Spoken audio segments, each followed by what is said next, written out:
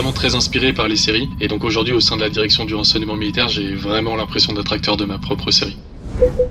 Salut, je m'appelle Maxime, j'ai 25 ans et je suis chef de l'équipe intelligence artificielle à la direction du renseignement militaire. Et la DRM, c'est mon premier job. J'ai toujours été inspiré par les séries. Dès le collège, dès la 4ème, je découvre un animé qui s'appelle Ice Shield 21, un animé sur le football américain, et puis là ça me motive, j'ai envie de commencer ce truc-là. Et donc là je suis parti sur 4-5 ans de football américain où j'ai joué en tant que quarterback là dans une équipe en province. J'ai adoré ça, et puis quand j'arrive au lycée, il y a une autre série qui sort, en tout cas les dernières saisons d'une série qui s'appelle Le Bureau des légendes, et donc là je découvre au travers de cette série le monde du renseignement, la cyber, l'informatique, etc. Et puis quand je découvre Le Bureau des légendes, travailler pour le ministère des Armées en cyber, c'est quand même un peu le Graal, et donc c'est un peu ce qui va orienter mon parcours sur la suite. J'ai envie de faire ça, j'ai envie d'être dans cette série-là, j'ai envie de vivre comme les mecs de cette série-là. Dans l'optique de vraiment faire de la cyber, je vais en terminale scientifique, spécialité mathématiques, parce que j'ai déjà conscience que ça m'aidera un peu plus que la terminale spécialité philosophie par exemple. Donc bon bref, je vais en mathématiques, en sciences, et j'adore ce que je fais, j'adore ce que je découvre, les sciences fondamentales. Sauf que je suis dans un petit lycée de province qui n'a pas pour habitude d'envoyer les gens en prépa, donc naturellement mes profs m'orientent plutôt vers un DUT réseau et télécommunications, dans lequel on a un aspect qui est beaucoup plus proche des sciences fondamentales, des mathématiques, de la physique, qui me plaisent. Enfin, moi je kiffe les maths, et donc à ce moment-là j'ai envie plutôt de me diriger vers ce DUT-là plutôt que vers un DUT informatique, où on fait plus du développement, où on fait plus des choses haut niveau au sens abstraite, qui me touchent moins que les maths. Ça se passe très bien, moi je kiffe ces 2 ans, je trouve ça génial, et c'est vraiment 2 ans que j'adore, qui commencent à faire naître aussi dans ma tête l'idée de me diriger plus tard vers une école d'ingé en cyber, etc. Et donc là, je passe le concours d'une très bonne école d'ingénieur en région parisienne, je rentre à la base pour faire ce cursus cyber, et je me rends compte que en cyber, je trouve pas ce que j'aimais, moi ce que je kiffais c'était les maths, les sciences, etc. Et puis ça, je le retrouve pas en cyber. Donc en fait, je me dirige naturellement vers un double cursus en intelligence artificielle. Et puis, dans le cadre d'un forum dans l'école, le ministère des Armées est présent sur son stand. Et puis, il y a la direction du renseignement militaire qui est là, au travers de son centre cyber, c'est le CRAC. Et il cherche un alternant. Et moi, je cherche une alternance. Donc, ça match. Je m'entends très bien avec la personne qui sera plus tard mon tuteur. Et donc je commence cette alternance-là au sein du CRAC sur une mission qui est quand même très orientée cyber, où en gros on m'apporte des disques durs qui viennent des théâtres d'opération, qui viennent d'un peu partout dans le monde, avec des téras et des téraoctets de données, des images, des vidéos, des photos, enfin il y a vraiment plein de choses.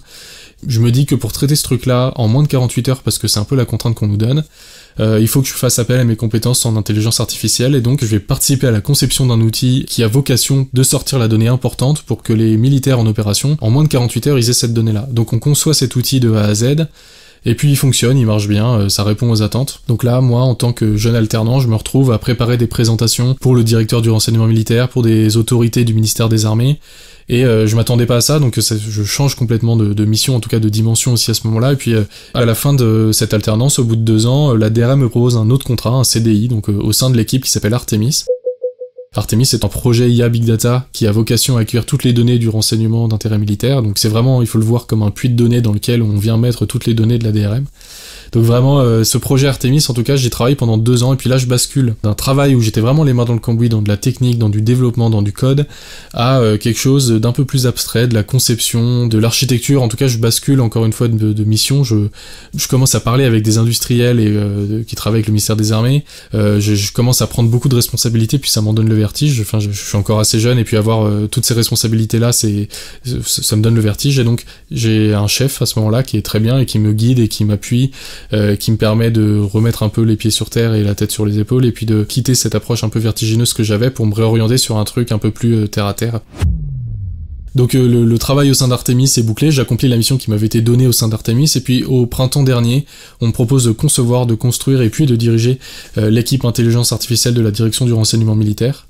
Je change encore une fois de métier, j'étais dans du management de projet, et puis là je bascule dans du management d'équipe, où on me demande de plutôt travailler sur du recrutement, sur de la logistique, sur évidemment la mise en place de la feuille de route et des tâches très techniques. Donc je ne quitte pas totalement l'intelligence artificielle, bien au contraire, mais je change encore une fois de mission, et donc ça me plaît parce que l'intelligence artificielle et notamment la science des données en général, pour un service de renseignement comme la DRM, c'est capital.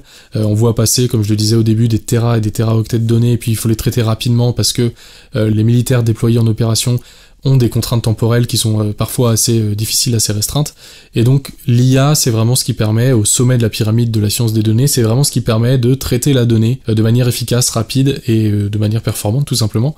On est vraiment là encore une fois dans un tournant au niveau de ce domaine-là, on change de dimension avec l'apparition des nouvelles technologies dont tout le monde a entendu parler, ChatGPT, les LLM, etc. Et donc participer à la construction de cette chose-là et puis avoir une équipe qui vit aussi au jour le jour en fonction des besoins qui sont remontés par les militaires en opération, qui sont remontés par les analystes de la DRM.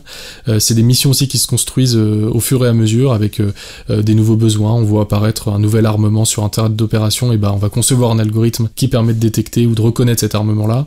C'est le genre d'exemple que l'on peut donner sans trop de trahir de secret, l'armement étant au cœur des missions de la DRM. Concevoir des algorithmes qui permettent de reconnaître dans les images des types d'armements bien particuliers, ça fait vraiment partie des missions que l'on a au quotidien. Être capable de traduire des dialectes ou des langues que l'on voit peu dans la vie de tous les jours, mais que l'on rencontre sur les théâtres d'opération, ça fait aussi partie de nos missions. L'IA, ça trouve son application dans le monde de la finance, dans le monde de la recommandation publicitaire. Les recommandations Netflix, par exemple, c'est de l'IA. Et donc, moi, pouvoir concevoir et construire des algorithmes d'IA qui ont un sens et qui parfois sauvent des vies ou parfois participent au succès d'une opération militaire, pour moi, c'est ce qui me motive tous les jours et c'est ce pourquoi je travaille à la direction du renseignement militaire aujourd'hui. Si je peux me permettre de donner un conseil aux étudiants en informatique, par exemple, qui nous écoutent, c'est de pas perdre de vue le sens et la finalité de son travail. C'est ce que vous ferez plus tard en informatique, que ce soit de l'IA ou du développement, peu importe. C'est de le faire pour une cause qui vous motive et vous semble juste et vous semble noble, en tout cas. Et donc, travailler et sans perdre de vue cette finalité-là, je pense que c'est essentiel. Il faut également savoir écouter sa voix intérieure, même si le parcours semble parfois miné. Quand on a envie de faire quelque chose, quand on est inspiré par quelque chose et qu'on a envie d'atteindre ce truc-là, je pense que c'est important d'écouter sa voix et puis de faire en sorte de l'atteindre. Je pense qu'il y a plein de parcours qui permettent d'atteindre un même objectif. Prendre celui qui vous semble bon est la meilleure option de toute façon, et quitte à se réorienter plus tard, c'est pas très grave. Moi j'ai toujours été, comme je disais au début, inspiré et motivé par les séries, et puis aujourd'hui, à la direction du renseignement militaire, j'ai vraiment l'impression d'être acteur de ma propre série.